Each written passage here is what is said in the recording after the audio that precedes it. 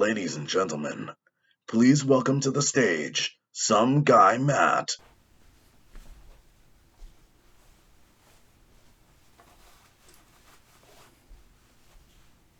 Video games.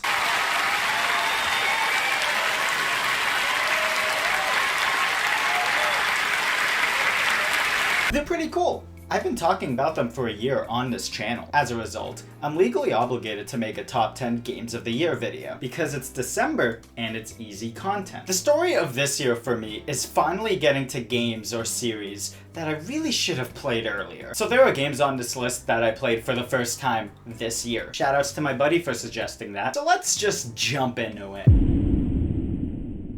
For a series I claim to like, I sure do take my time to play any games in it.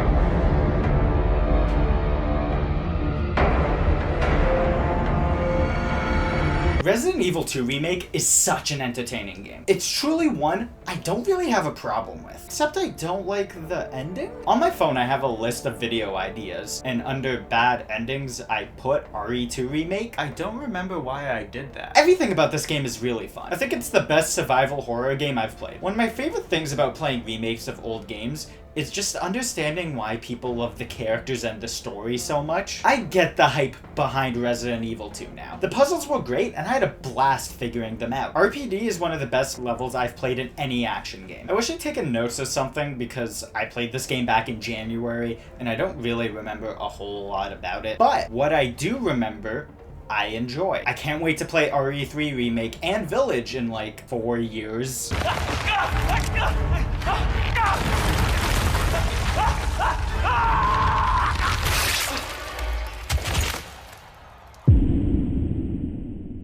Why do I keep sleeping on Capcom games?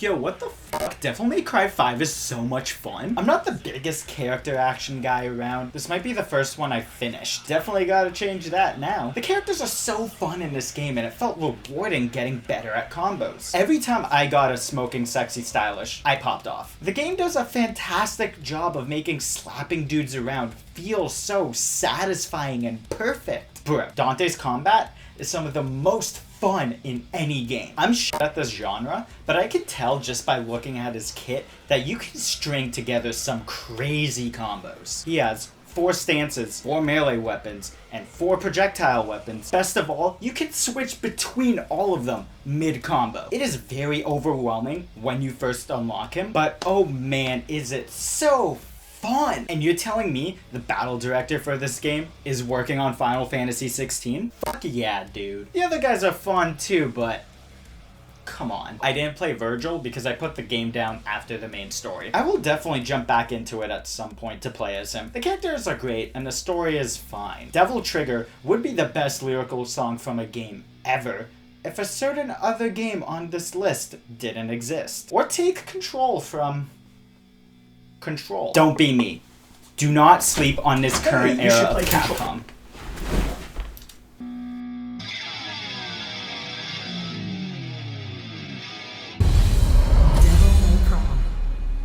Except Monster Hunter. I will continue to sleep on that. I really hope this series pops off after this game. Coming through! Scarlet Inferno! Tales of Arise would have been the most fun combat I've played all year if it wasn't for DMC5. But it is still insanely fun. Like I said in my review, Alphen's combat just flows so perfectly in a way that very few games are able to match. The story puts its best foot forward and then completely trips over itself by the end. I was expecting a completely different story based off of the trailers and the first hour of the game. Despite all of that, this game is very fun and is the best combat in the series. Note, I've only played 3 games in it. It's good to see people playing this game as most don't play the series. This might be the first JRPG with an anime art style that I said to myself, damn, this looks really good. Honestly, you could just play this game until the halfway mark. If you like the story and fun characters, keep going. Just experience this combat system. That alone is worth buying Tales of Arise.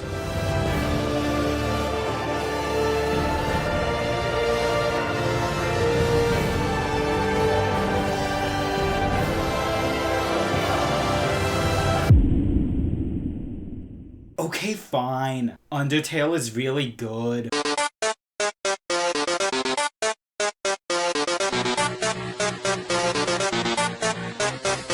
Undertale is a game that I never got around to playing because I just didn't believe it was as good as everyone was saying. I do have my issues.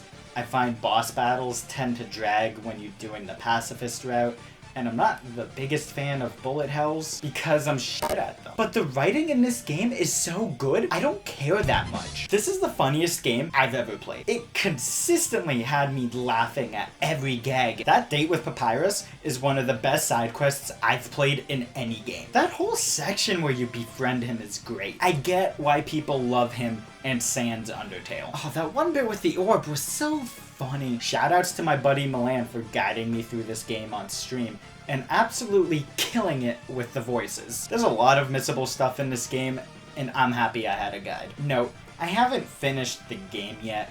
I asked Milan if beating it would greatly change my opinion on it, and this is what he said. So it's staying here. Undertale, I'm sorry I waited so long to play you, and that I forgot to record this line. Oh, beautiful. I don't know how I managed... Oh god.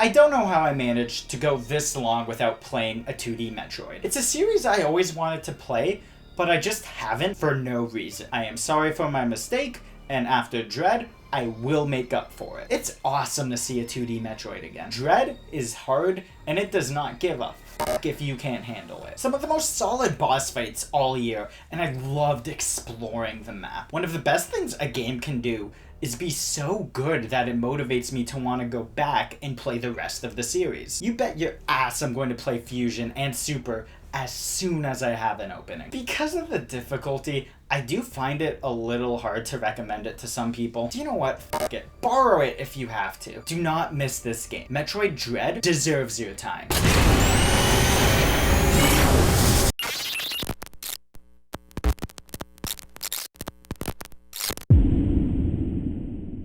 Who knew couples therapy would be so fun? Look, it says here, love is work, see? You have to work on it. You can't just give up. Mom, Dad, I wish you could be friends again.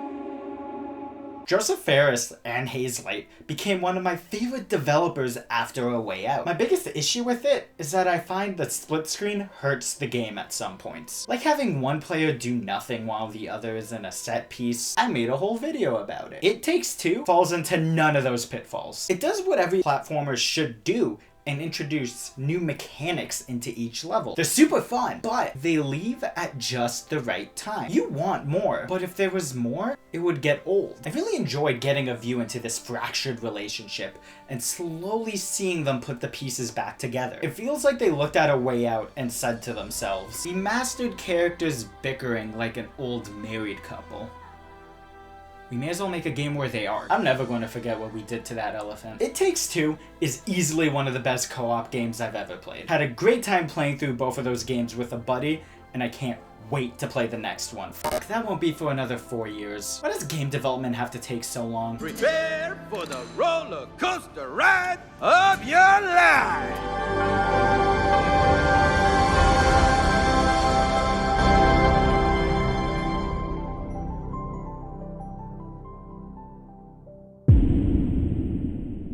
You know a game is good when your friend hits you up out of the blue and tells you to download it.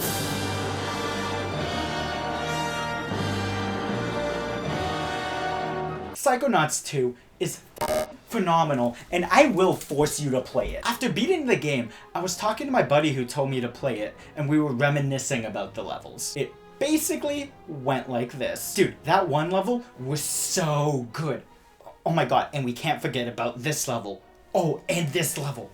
And that level. We did that until we listed off every level in the game. Oops. all bangers. Should have known this game was going to be something special when it started out with a trigger warning for mental illness, and then says we got some funky teeth stuff at the start of the game, so if you're also uncomfortable with that, you're probably not going to have a good time. It has some of the most inventive levels I've ever seen in a platformer, and it controls great. If you remove 3D Mario games from the discussion, Psychonauts 2 is my favorite platformer. It just constantly left me amazed with its levels. The story is surprisingly well written and outdoes what's required for the genre. Everybody loves Nick from the mailroom. The game has something to say, which I wasn't expecting it to. Best of all, it says it very well. Based off of what I've heard from the first game, that's a very good improvement. Doodle Raz is one of my favorite characters of all time, and I will cherish him for the rest of my life. So it's the night before filming, and I'm just going through the script quickly to make sure everything's good. And I just got through that part, and it reminded me that I need to check Redbubble for a Doodle Raz sticker. I am buying this right now. I want them all. Just go play Psychonauts 2. I promise you, you will love it. It has become one of my favorite games of all time. Oh boy, we're only at number 4. Where'd you get the milk? From the goats? So if you follow me on Twitter or have talked to me in real life, you probably know what my top 3 games are going to be. This is an excellent time for honorable mentions. Shout out to Persona 5 Strikers, Superliminal, Hot Wheels Unleashed, a game I unironically enjoyed more than Forza Horizon 5. All of those games were on the list at one point in time, but were pushed out. Also, shoutouts to these games that I either didn't finish enough of or didn't get to. Expect to see some of these next year. Metroid Dread makes me want to go back and play older games in this series, but this next spot is a result of going back and playing older games in a series.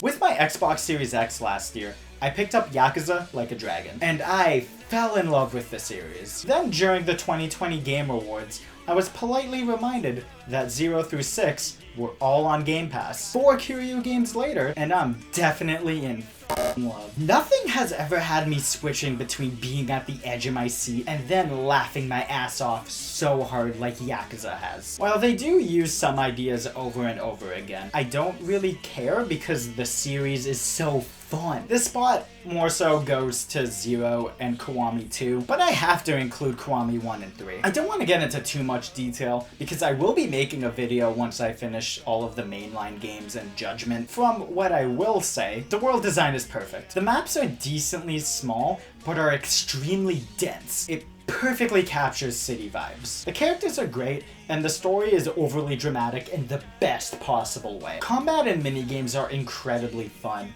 The side content is amazing, and the sub-stories are so funny. The fact that I've played 5 Yakuza games this year, and I haven't gotten burnt out on them, shows how awesome they are. On top of that, the games are still able to surprise me. Psychonauts 2 might have become one of my favorite games of all time, but Yakuza has become one of my favorite series of all time. Get outplayed, Tim.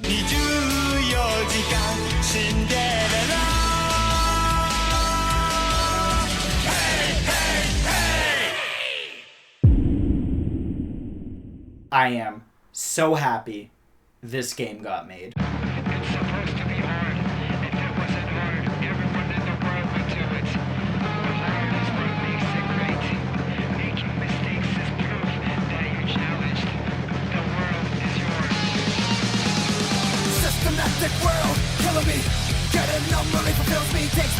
Neo The World Ends With You was so very close to being my GOTY. It was the front runner for a very long time. Like I said in my review, the more I look back on this game, the more I love it. I am redacting my score of 9 and changing it to a 9.5. No joke, I came to that conclusion 1 week after I uploaded the review. The OST is perfect and is the biggest snub at the Game Awards. And yes, I will be mad on Twitter when it happens. Combat is fun. I wish it didn't lag on Switch. but hey, I was kind of anticipating that. When I want to replay it, I'll just buy it used on PS4. The story fits perfectly with the original, and the main cast is very well written. It easily has some of my favorite characters of the year, excluding him, and is my favorite story of the year. Naturally, with all the praise that I'm giving it, this isn't the game that's going to save the series, and it is underperforming.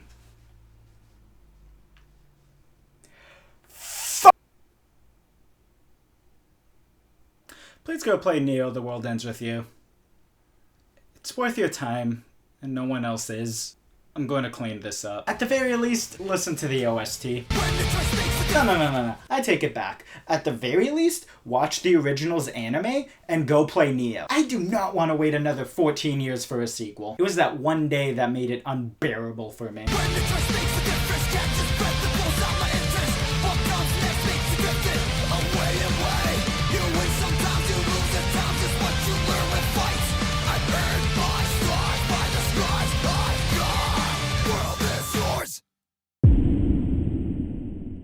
Guys, come on. This one should have been obvious. I made a video about how much of a simp I am for this series, and this game hasn't shown up yet.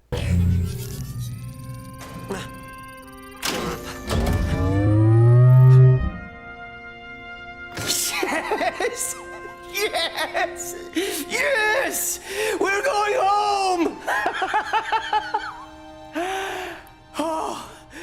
Welcome back, Chief. Very few series have impacted my gaming career as much as Halo. Very few can divert my attention from amazing games like Halo has. Very few can make me so happy that a game is amazing like Halo Infinite has. Does the game have issues with its monetization and its customization? Yeah, but outside of that, it is everything I wanted it to be. I literally have no issues with the gameplay. Those times where me and my friends were playing custom games because there was too many of us and we didn't want to play big team battle were so fun. That's something that hasn't happened since Halo 3, and I guess technically the Master Chief Collection. The campaign is great, easily one of my favorite in a shooter ever. The combat loop is perfect in multiplayer and in campaign. I've been waiting for a multiplayer game to give me this feeling for a very long time. I just enjoy playing this game so much. Halo is f***ing back, and I couldn't be more happy. That is why Infinite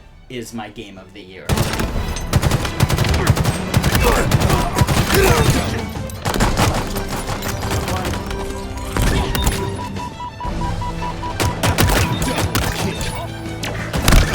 And that's my list. It's been a fun year for games. It's nice to see that my list came out pretty evenly of games that came out this year versus games that I played for the first time this year. Unless you count 4 Yakuza games taking up 1 slot. For the last time this year, do you agree? Think I'm an idiot? Comment down below. Dislike the video if you thought it was very obvious that Halo was going to be my GOTY, and subscribe for more bad content. Follow me on other platforms if you want. Happy holidays. Denise Smith.